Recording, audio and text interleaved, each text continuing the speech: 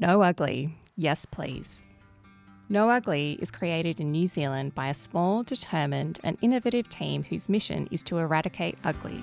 It's inherent in the ingredients we choose, the products we create and our business values and behaviours. We are proud to be part of the global wellness movement, making a difference for the wellness of our people and our planet, right here from the cleanest, greenest country at the bottom of the world. No Ugly's range of functional beverages are scientifically formulated to get you back to gorgeous. With natural ingredients, they've created a truly functional range of beverages with proven health claims. And unlike any other health drinks, their entire line is low sugar but taste amazeballs. Get back to gorgeous with No Ugly skin and 10 grams of marine collagen. Detox, the hangover dream. Hydrate, like an isotonic rain in the desert. Libido, yes, yes, yes. Immunity, it's to live for. Sleep, sweet dreams. Focus, your personal laser. Gut, for shits and giggles. And now calm, it's like a cuddle from your mum. They have 3 different formats, 250ml glass bottles, 330ml cans, and now 100ml glass shots. No Ugly? Yes, please.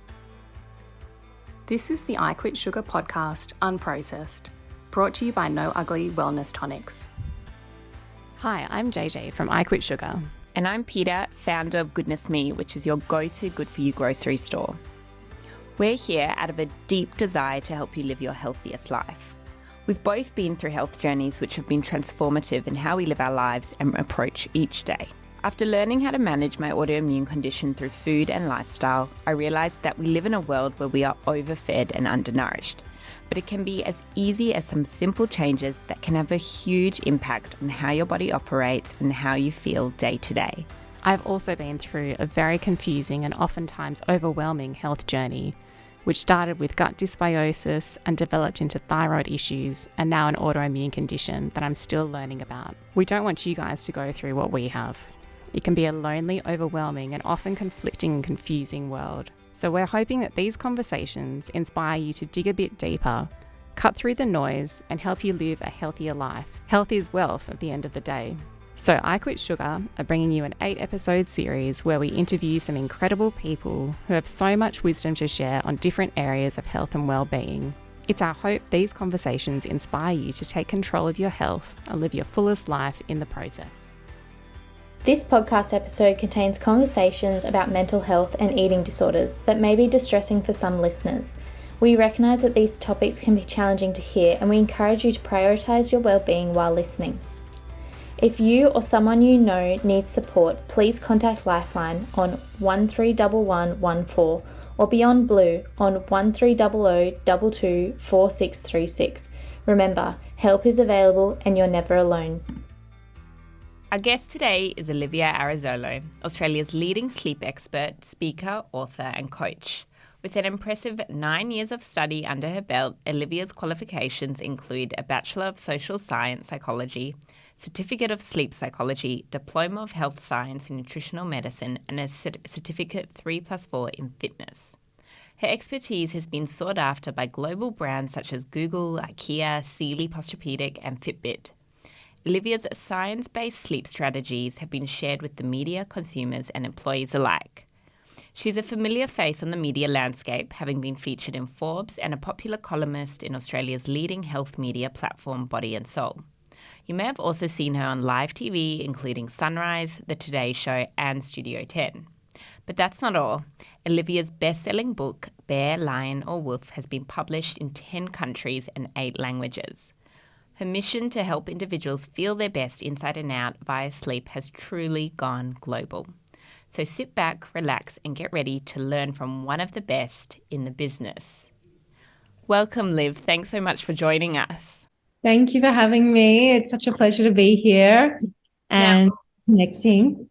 We'd love to obviously talk about sleep, but we'd like to start about one ritual that you did this morning to set you up for the day first. I went for a morning walk and it was really beautiful because the sun was just rising. So I saw this amazing orange red screen across the sky.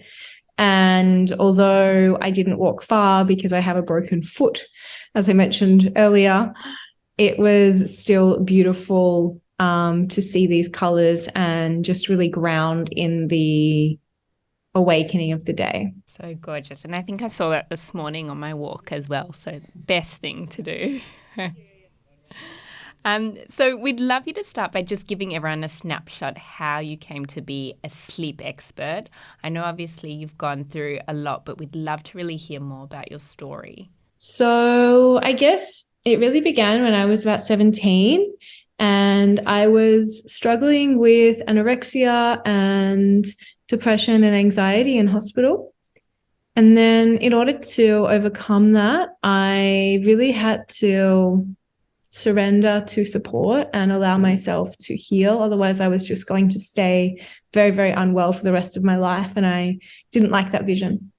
So eventually I stopped resisting support and accepted it. And I was able to transform my life and feel happy, feel free again.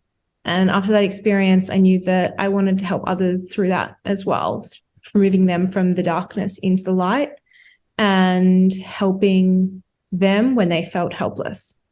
So coupling that with my studies, because I knew I needed to have academics behind me, not just my own experience. I then studied for 9 years, psychology, sleep psychology, fitness and nutrition, and started helping people in various areas. And then I noticed that my sleep clients were getting good results and I started to tell other people about it. And then everyone was coming to me from sleep. And I was like, this is interesting because for me, sleep wasn't such a problem, but I saw that it was such a problem for everyone. And my combination of degrees very easily lent themselves to seeing really significant results in a short period of time. And so I thought, I think there's something in this. And then I thought about it from like a media landscape because I'd always wanted to be like a face of some sort of holistic wellness. And I thought, who's a sleep expert that I would go to in the media? And I thought, well, there's no one. Like, I really can't think of anyone who fills that niche. Sure, there's doctors, but I'm not trying to be a doctor and I never intended on being a doctor. But just a face of a wellness space. And I thought there's actually no one in Australia doing it really well, and there's obviously a massive need for it from my client base already. And I thought, I think the universe is telling me that I need to go into sleep. And so I followed that path. And then a few months later, I was the media spokesperson for Sealy Posturepedic, one of the biggest bedding companies in the world. And then a few months later, I was the media expert for IKEA.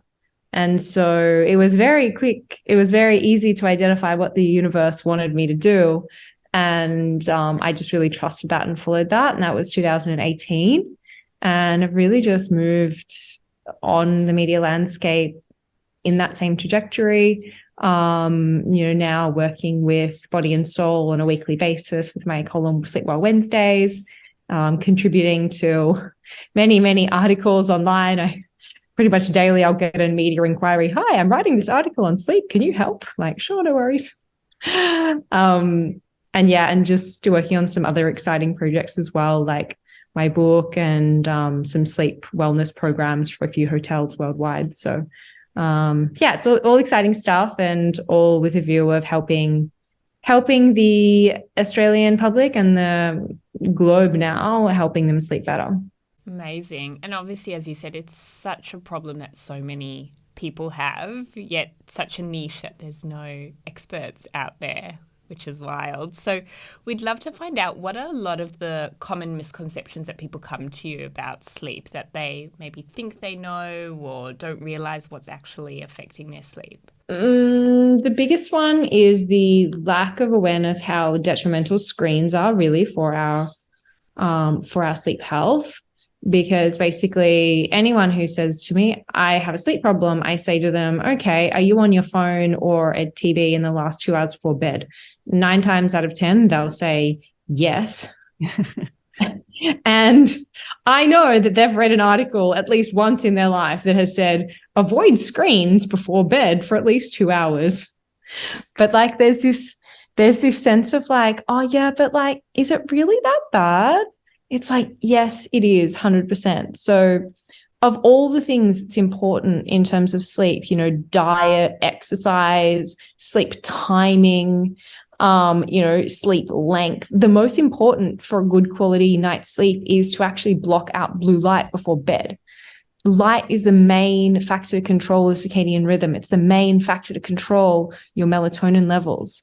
And so if you don't block it out, you severely limit your melatonin production in the evening, so you don't feel tired. And then as a consequence to that, you actually produce it later in the evening and into the morning, which means you also wake up feeling really, really groggy. Oh. So I'd say that's probably the biggest misconception about the potency of blue light and how badly it affects sleep. Right. And so what about on your phone? You know how you can have that setting to turn off the blue light? Like, does that actually work? Yeah, all those glasses that block the blue light. Do things like that actually work? So there's the 100% blue light blocking glasses that I really support. They have the red lenses. They are definitely effective. So there was a study that found they reduced nighttime wakings by 66%. There was another study that found the 100% blue light blocking glasses, that is, they help people fall asleep 78% faster. So those glasses are extremely effective. But speaking of misconceptions, the 100% blue light blocking glasses are not with the clear lens. Right. And they are not the blue light filter that your optometrist will put in your prescription lenses. I hear that so often, and I'm like, I'm sorry to say, it is not the filter that you need. So in order to be 100% blue light blocking, they need to have an orange or red tinge. They cannot, at least currently at the time of this this podcast recording, current science has not designed blue light blocking glasses that are 100% in a transparent lens. They block out 50% of blue light. And therefore, if you are wearing them, you are half as covered, which means that your sleep is going to be half as good as it should be. No, that's super interesting, because obviously these companies out there are promoting how effective the glasses are, so it's hard to know actually what to believe. And I guess 50%, like, that's better than 0%, right? But definitely not as good as the red or orange tinged ones. We definitely need to make that a new a bit of a trend, right? I'm a heavy advocate of it, definitely. And I believe they're coming in May, I'll have my own blue light glasses, which I'm really excited about. Ooh, that's exciting. That's really exciting. Awesome. Well, we'll look out for them. Yes. Yeah, for sure. Just also, you mentioned TV. So I think a lot of people kind of think blue light, that's my phone, that's my iPad, that's my laptop. But that's also your TV, right? Yeah, also your TV and also your ceiling lights. So like, yeah, I hear that a lot as well. People are like, oh, but I'm not on my phone. I'm just, watching TV. I'm like, yes. Yeah. And you're probably watching like something really scary on Netflix that's got booked, and it's not great for a good night's sleep. Right, for sure. So, Liv, are you able to tell us a bit about your theory of sleep chronotypes, which you talk about in your book, and sort of how it can impact our sleep? Sure. So I guess one of the key questions that I get asked is, how many hours of sleep do I need? This is of great concern to many people, and I understand it would be. There's so much awareness of, you have to have 8 hours or 7 hours or 9 hours or whatnot. So a sleep chronotype is looped into that because it helps you understand exactly how many hours of sleep you need. Now, essentially what a sleep chronotype is, for anyone who's new to the concept, is that it is a grouping for your circadian rhythm. Now, this can be grouped. It sounds complicated, actually simple. If you've heard the term night owl and morning lark, that's essentially what it is. So a morning lark, somebody who likes to go to bed early, wake up early, they are, in terms of chronotypes, a lion. If you are a night owl, you like to go to bed late, wake up late. In terms of chronotypes, you are a wolf. And if you are somebody who falls in the middle of those two, you are a bear. Now, you like to go to bed neither early nor late and rise neither early nor late.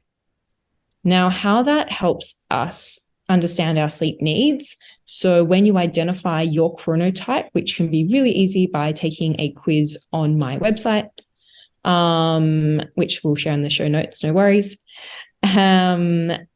Essentially, a wolf needs 8 hours of sleep. A bear needs 9 hours of sleep or more. And a lion needs 7 hours of sleep. Now, there's much more that chronotypes do indicate. For example, your typical sleep challenges. Bears often struggle with low energy despite sleeping the most. They often find that they wake feeling like they need more sleep. That's me. Yeah, I was just about to say, JJ, I see you're smiling right now. I'm wondering if Definitely a bear. Yeah. And so they will often struggle, you will often struggle with that 3 p.m. slump where you really just want to tap out for a while, and you might be opting for caffeine, even though you know you shouldn't, but you don't have another alternative. So that's a really typical challenge for bears. In terms of lions, they often sleep quite lightly and find that, especially in times of stress, anxiety can limit their sleep throughout the evening. In terms of wolves, their sleep challenges, they simply do not sleep enough. So usually they'll find that they're not actually tired until maybe 12 or even 1 o'clock in the morning, but usually they need to get up by 7:30. And by the time they've actually drifted off to sleep after they've been super awake in the evening, they might only get, say, 5 or 6 good quality hours. And so their challenge is they simply don't sleep enough. And so, you know, understanding the chronotypes can help us not only understand how long we need to sleep for, and the ideal times we should go to sleep and wake up, but also what are the predicted challenges for our sleep type and how can we mitigate them before they sabotage our sleep. Here's a short list of just some of the ugly things that can happen when you don't get enough sleep.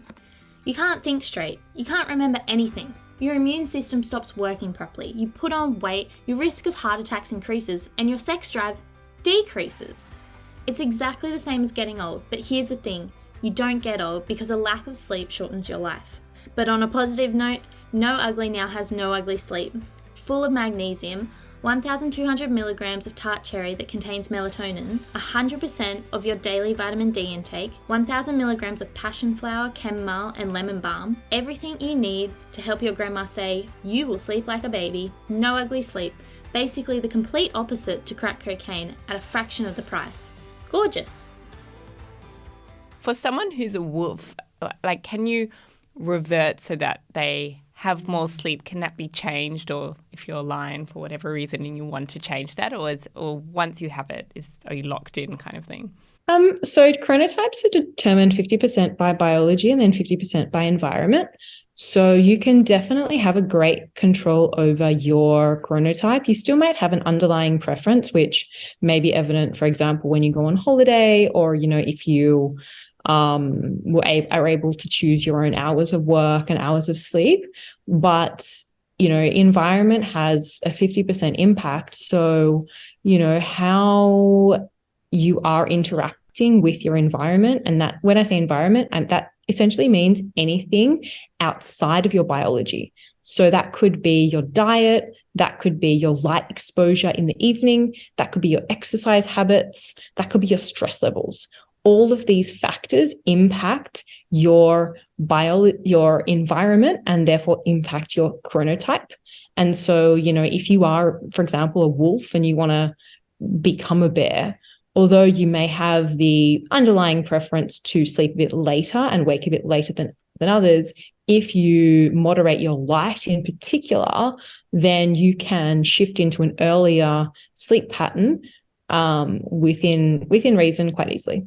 Okay.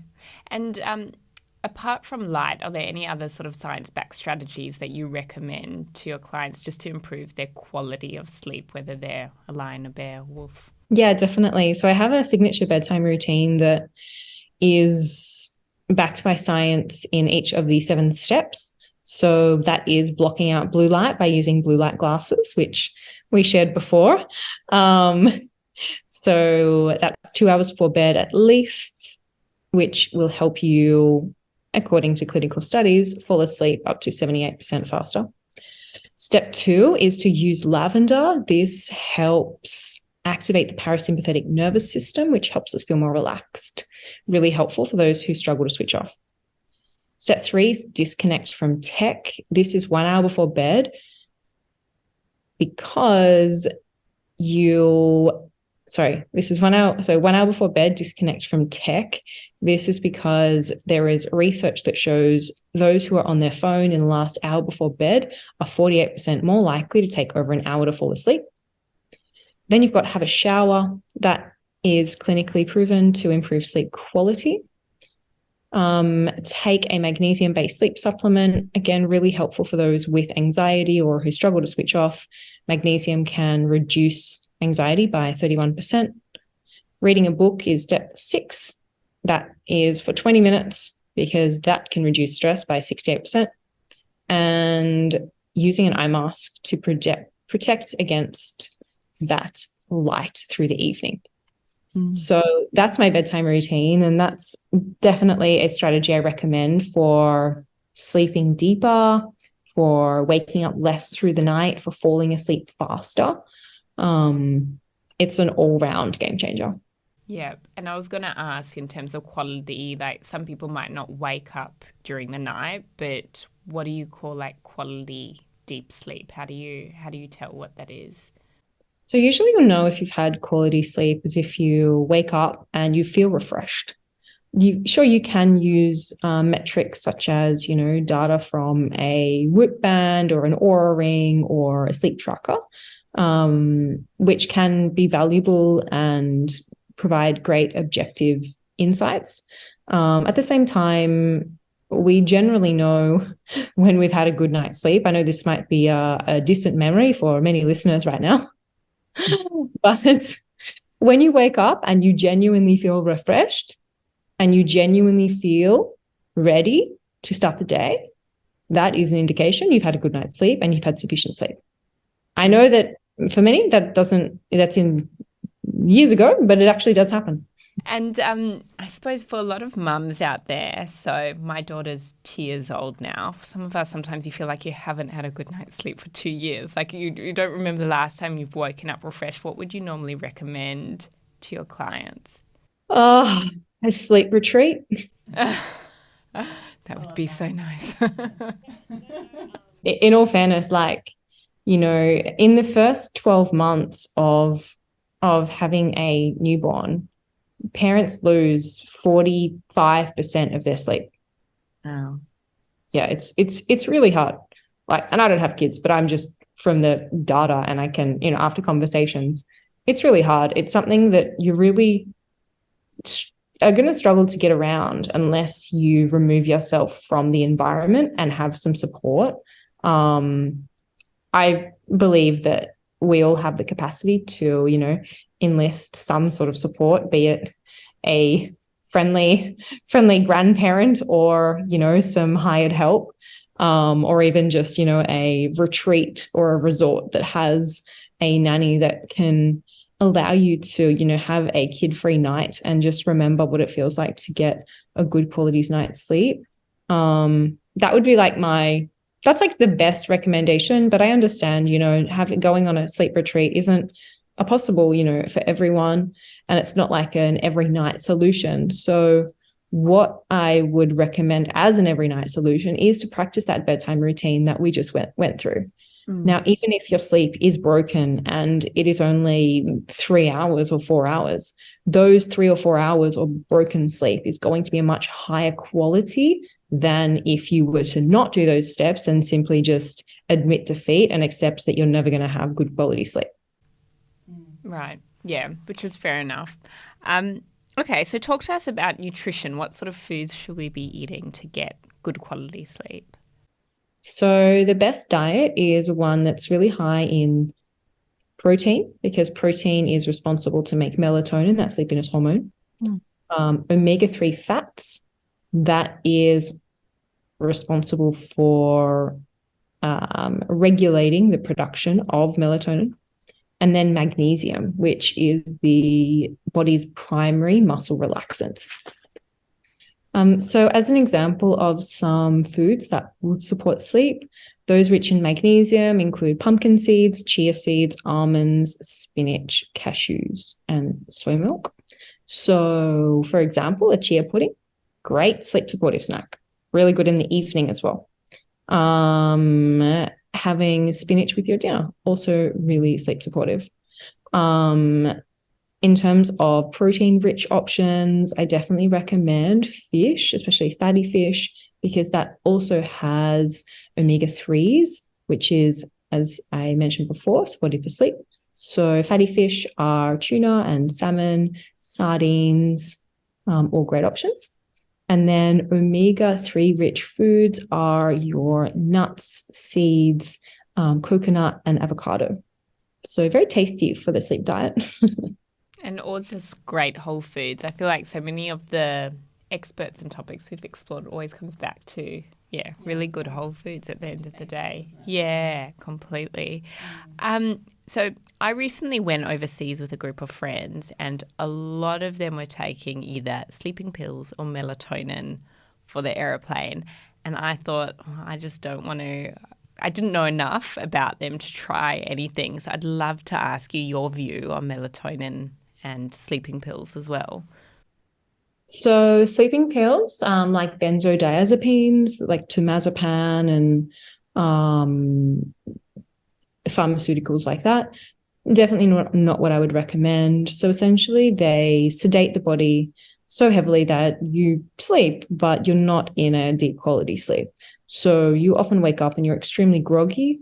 Also, the dosage can be really difficult to ascertain what is suitable for you, so much so that road accidents are highest in the first 2 weeks of use for those who are using sleeping pills. Oh, wow. Because, they simply don't know how much to take. And they wake up in the morning, they have to get up, go to work. All of a sudden, they're in an accident because they're still half asleep.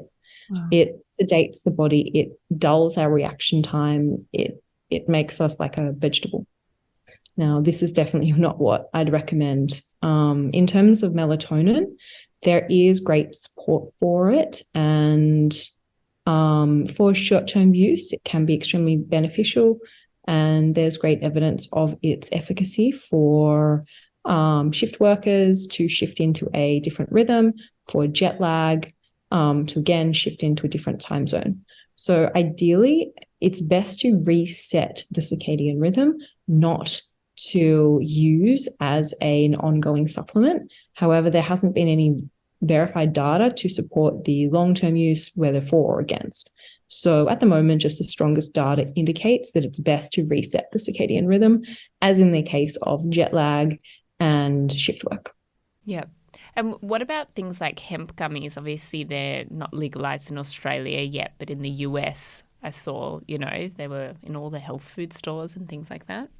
Yeah. I am a massive natural health advocate. So things like hemp, CBD oil, although CBD is somewhat legal in Australia. In a similar vein, MDMA and medicinal mushrooms, which are upcoming to be legalized within Australia. So these types of medicines, I haven't looked into. Outside CBD has quite a few clinical trials and links to the benefits for sleep. That has the strongest evidence-based it's the strongest evidence base and efficacy for sleep. So that would be my first recommendation. In terms of hemp gummies, I haven't really looked into too much of the research. So I'm sorry to say that I can't really comment a lot there. But from my knowledge, it works in a similar way to CBD. So it would be interesting to understand a bit more of the data there and be able to, to provide more insights. But at the moment, a bit of no comment. And what about caffeine, sort of going a bit of the opposite direction, but does it affect everyone? Should we avoid it? What are your thoughts there? So caffeine is an interesting one because it really depends on your tolerance. So some people, for example, like a lot of Europeans, they'll have a coffee at like 8 p.m. and go to sleep at 10, which is crazy. Whereas like for me personally, if I had a coffee at 6 a.m. in the morning, I wouldn't go to bed until 6 a.m. the next day. Like it has such a strong effect on me. And so I can barely tolerate anything. In terms of the actual research, most of the research says that regardless of tolerance level, for an average individual, it takes up to 8 hours to detoxify and to stop it being effective in the body. So ideally, you want to stop using or stop having caffeine after 12. Now, I'm not saying you're going to go to bed at 8 o'clock, but the thing is, you don't want that to still be detoxifying and ruminating in the body when you're trying to wind down. So caffeine essentially suppresses a sleep-wake hormone called adenosine in the body. Adenosine usually promotes sleep. It builds up the longer we are awake. And when you have caffeine, it blocks its action and therefore you forget that you're tired, which is why when the caffeine wears off, you remember how tired you are, but also you're even more tired because there's more adenosine that's built up. And then caffeine isn't masking its effect anymore. And you realize how exhausted you are. Yeah, that's the worst feeling as well, I find, that dip afterwards. And any good swaps, like obviously matcha, I've been finding is a really good one instead of the afternoon coffee. Do you have anything else that you like to recommend? Yeah, I definitely recommend green tea as a first step down from coffee. Like that's if you can't avoid caffeine in the afternoon at all, because caffeine is still 1/3 of potency in green tea. Matcha, I'm not exactly sure of the potency, but I would assume it would be something similar to green tea because it's, from my knowledge, it's a green tea variety. Yeah. So I think it would have still about 1/3 of the caffeine of coffee, which isn't ideal, but not as bad as coffee. So you want to go one step down, go green tea or matcha. You want to go the best step down, you would opt for something like peppermint tea because that has no caffeine. But in order to get that, second wind, you want to have a strategy. So taking a brisk walk, that's been found to improve energy as much as an espresso in 2 clinical trials, which is really exciting. So that can be a great strategy. Like it sounds really odd because when you're really fatigued, you just feel like sitting down and sleeping, but actually a brisk walk can pep you up. In a similar way, peppermint has the menthol ingredient, so that can increase alertness as well. And taking a short 26-minute nap can improve performance by 34% as well. So I would be drawing upon some of those techniques instead of your afternoon coffee. And that walk, how long would you say you need to sort of get that boost again? So the trials indicate that it's 20 minutes. Okay, that's not bad at all. It's like your lunch break, do a lap around, the block and get your steps up. For sure. And what about meditation? So at the end of the night before bed, things to like reduce your stress and anxiety. What do you think about that? Huge fan of meditation. I personally meditate every day, and it has changed my life. So definitely trying to fit in a 20-minute meditation in the evening would be a great way to calm an overactive mind. For those who find it difficult, try a guided meditation first. There are so many apps that can support you there. So alongside that bedtime routine that I recommended before, tips to wind down easier, meditation is definitely within that. And they find that long-term meditators have 3 times the amount of deep sleep compared to non-meditators. So it can really be long-term. That's huge. Nice. I'm just thinking about that bedtime routine, and you mentioned reading, which I'm a big fan of and I'm trying to do more in my life. Do you know if a Kindle or something similar, does that have blue light? Like, is that a no-go? That's a no-go. Sorry. Yeah, no. Okay, cool. Yeah, no. I suspected, but I'm just confirming my suspicions. It's a great question to ask, because sometimes I'll say, so no blue light. And I say, yeah, I'm just on my Kindle. Yeah, because it does look different, right? Like they make it purposefully look like a page, and it's not as shiny, but I guess it needs to be lit up somehow. But I've got the brightness on low. Yeah. So, no. It doesn't work. Okay, I left my Kindle in the back seat of the plane the other week. I was so upset, but now I'm not as upset. So there you go. Yes, completely. Cool. Thank you so much for sharing all of that, Olivia. We are definitely on the same page when it comes to, bringing everything back to basics, and we're all about getting our community back in the kitchen and inspired to cook, substantial, nutritious home-cooked meals. Is there a meal or a recipe that you can share that you've cooked in the past couple of weeks that's been a real hit with yourself? It's something really basic, but it's basic, but it's a crowd favorite. It's my guacamole. Oh, I love guacamole. And given that it's, it has avocado and soy milk, it's actually very sleep supportive. So thumbs up for this guacamole. I don't really know the exact measurements, because I'm a bit of those off the wall, off the cusp kind of just a bit of this kind of chefs. But essentially what the guacamole has is avocado, red onion, lime, salt, pepper, chili, and then my interesting ingredient is soy milk. So soy milk makes it really creamy, which then also you can spread it easier. It goes onto corn chips easier and just makes it really, really delicious. So that is my favorite recipe right now. I was actually just thinking about getting some guacamole going for Sunday. We've got some people coming over, so I'll have to try your recipe. But we'll make sure we get all those as exact as you can, the recipe to share with our community, and we'll put it on our site. Thank you for sharing that. Liv, and thanks so much for all your wisdom and your knowledge. We learned so much about sleep. I know I certainly did, and so much to implement. If people want to find out more, if they want to get your book, where should they go?